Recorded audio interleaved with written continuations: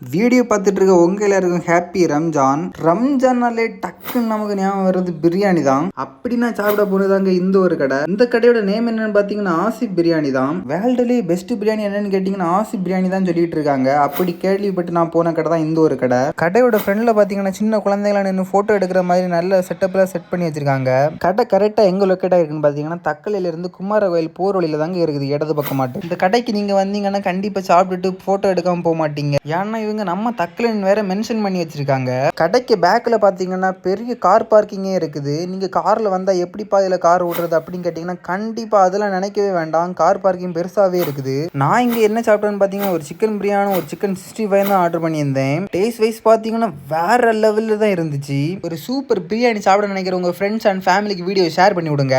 Taste எல்லாம் சூப்பராக தான் இருக்குது. பிரியாணியோட ரேட் என்னடான்னு சொல்லிட்டு தம்பின்னு கேட்டிங்கன்னா ரேட்டு தாங்க மண்டையை பொழந்துரும். நம்ம தக்கலை மக்கள் யாராவது பார்த்துட்டு இருந்தீங்கன்னா மறக்காம வீடியோக்கு லைக் பண்ணி கமெண்ட்ல தக்கலைன்னு தெரிவிக்க விடுங்க. நெக்ஸ்ட் ஒரு வீடியோவில் பார்ப்போம். Tata bye by.